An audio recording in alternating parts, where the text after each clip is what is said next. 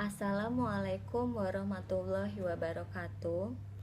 Saya Ratna Nur Aisyah, NPM 17 13 03 10 39, Fakultas Keguruan Ilmu Pendidikan Jurusan Pendidikan Ekonomi Universitas Lampung.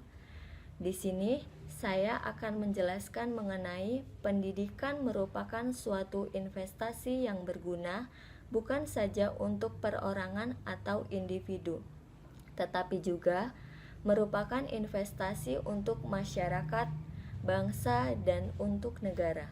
Dengan pendidikan dapat memberikan suatu kontribusi yang substansial untuk hidup yang lebih baik di masa yang akan datang. Menurut saya benar bila pendidikan merupakan salah satu harapan baik untuk masa depan negara, dan pendidikan juga merupakan suatu investasi untuk diri sendiri, orang lain, dan bahkan untuk negara.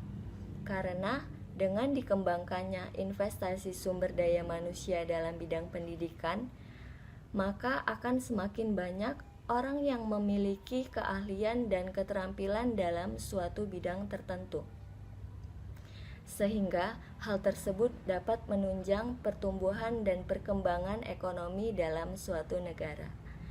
Investasi sumber daya manusia dalam bidang pendidikan merupakan harapan bangsa. Investasi pendidikan memberikan nilai balik atau rate of return yang lebih tinggi daripada investasi fisik di bidang lain. Pendidikan dianggap sebagai suatu yang dapat menghasilkan tenaga kerja profesional yang kompetitif, yang siap memasuki pasar global. Maka, pendidikan harus dijadikan prioritas utama dalam pembangunan sumber daya manusia.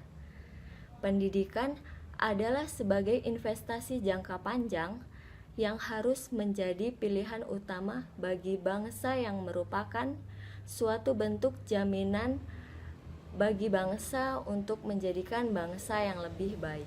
Yang selanjutnya, ada 5 kategori yang dapat dijadikan indikator dalam menentukan tingkat keberhasilan pendidikan, yaitu yang pertama, dapat tidaknya seorang lulusan melanjutkan ke perguruan yang lebih tinggi. Yang kedua, dapat tidaknya seseorang memperoleh pekerjaan. Yang ketiga, besarnya penghasilan atau gaji yang diterima. Yang keempat, sikap perilaku dalam konteks sosial, budaya, dan politik. Yang kelima, kemampuan atau skill atau kecakapan hidup seseorang seiring jenjang pendidikan yang meningkat. Apakah masih relevan dengan kondisi kita saat ini? Menurut saya, ya masih relevan dengan kondisi kita saat ini, karena dari kelima indikator tersebut dapat menentukan tingkat keberhasilan pendidikan. Hal tersebut disebabkan karena selain memiliki nilai ekonomi, juga memiliki nilai sosial. Seseorang yang memiliki pendidikan tinggi, maka orang tersebut akan lebih mudah dalam memperoleh pekerjaan yang diinginkannya sesuai pendidikan atau bidangnya. Kemudian, tingkat keberhasilan seseorang juga dapat diukur dengan penghasilan atau gaji yang diterima dalam bekerja. Karena seperti yang kita ketahui bahwa penghasilan merupakan alat ukur yang paling banyak digunakan untuk mengukur keberhasilan dalam pendidikan. Selanjutnya, sikap dan perilaku sosial dalam konteks budaya dan politik juga dapat mencerminkan tingkat atau jenjang pendidikan yang ditempuh orang tersebut. Kemudian yang terakhir, kemampuan atau skill.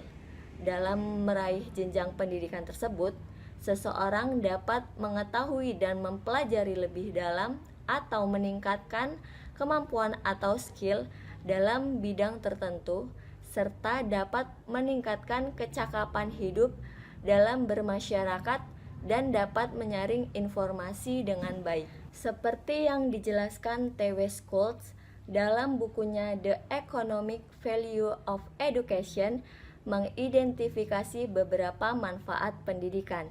Salah satunya adalah manfaat ekonomis yang akan didapatkan dari pendidikan, yaitu menentukan bakat yang potensial, meningkatkan kapabilitas seseorang dan menyesuaikan seseorang dalam perubahan kesempatan kerja, dan menyiapkan sumber daya manusia untuk mendukung pertumbuhan ekonomi, serta mempersiapkan menjadi warga negara yang baik dan dapat mengapresiasi dan mengakui budaya yang lebih luas.